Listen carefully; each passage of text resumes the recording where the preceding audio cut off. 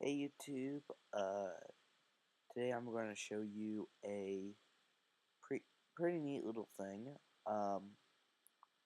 but note right here, if you are not a registered developer with Apple and do not have Apple's SDK, then don't watch this video, because you're going to need that in uh, what I'm going to show you.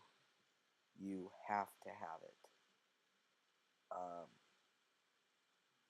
Again, if you go into your hard drive and you do not see a developer folder right here that says developer, and if you go into it, it says right here iPhone SDK and applications, and if you do not have these applications and you do not have the developer folder in your uh, hard drive, then this does not apply to you. You cannot do this. You'll have to find another way. Um, but anyway, I'm going to show you a neat little trick that saves you that saves you power. Say you are on a trip. Your power is low, but you do not have a lot of or you don't have a lot of power. You don't have anywhere to charge your laptop. Um, so that's what this is going to do. Show you to kind of help you save some of that electricity in your Mac. So you go into, or first you want to go into your hard drive. You want to go open into developer, then extras, and then preference panel, and then download processor.pref panel. Double click that, and a thing will come down that says, do you want to install it, whatever, like that. Hit yes, whatever, it'll install. It didn't for me because I already have it, but it'll come up under hardware, and it'll come up and look like this. It'll say processor. You click it, and this is a pretty neat thing. Now, I have um, my CPU I have a Intel Core Duo 2 processor, so of course that I have two cores, and cores take up electricity. It makes your device run faster, but it takes up electricity. So if you have, say you have one of those real high-end MacBooks, MacBook Pros, and you have like 8 cores, and you really need to save electricity, you turn those cores off. You just uncheck them. And right now, when I just unchecked that core just shut down.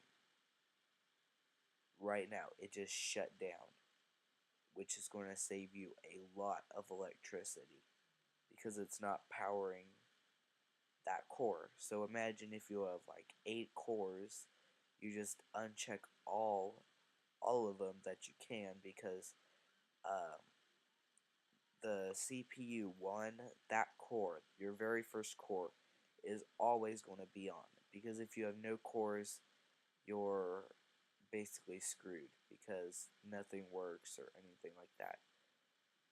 So imagine if you turn off 7 cores and only have one running. That's going to save you a lot of electricity because you're only powering one core out of 8. Um, so that's pretty nice.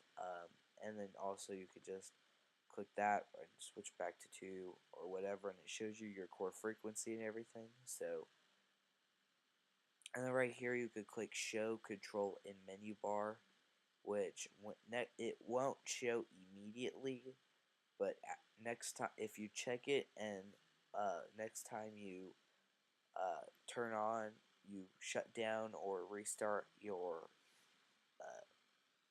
MacBook or MacBook Pro. Well, the next time you restart it, or okay, the next time you reboot it, this will come up right here between the spotlight and your date and time. And it'll look like this, have like a little processor on it. And it'll say the number of cores you have running. In my case, I have 2 running right now. So you just click that and you go I'll turn it to single core or single CPU. And that little 2 goes away because I'm only running on 1 core. You could show processor panel kind of thing, and as you can see, it has it shows your activity. Watch right now as you can see, the activity is pretty high in this core, almost to the top. But when I click this and add on my other core, as you can see, that one drops dramatically down, and this one kind of takes part of the place, because when you have 2 cores running, or how many ever cores you have, the faster your device runs. So if I turn my second core off, as you can see, my first core jumps pretty high because it's trying to power my screen recorder right now, along with all these applications at the top and my fan running, and iTunes and Finder, all at the same time, along with trying to keep everything stable. It's running pretty high. So I try to keep mine with both cores to keep things steady, but you know. Oh, on a related note, um, there is one thing that with this, which it has not happened to me, but if you are running something really big and you turn it to like single core, okay, here's an example. You're running Final Cut Express and you're trying to convert one of the videos you have, you're trying to convert it to some crazy format so it will fit onto a DVD, or it will work on a DVD, whatever, or you want to move it to YouTube or something like that. If you are exporting it or converting it, something like that, because I have Final Cut Express, it takes a long time with 2 cores running. So that's why if you have a computer with the more cores you have, the better it will be for doing video editing stuff, like with Final Cut Express. But if you take and shut down all but 1 core, the core is going to go up really high because it's trying to maintain the performance of everything and then trying to convert that video for you, which you do have a potential of either like crashing your hard drive, or your computer crashes or something like that, because your core is not able to handle everything that it's supposed to be doing. So just note on that, it could potentially harm your system if you're not careful with it.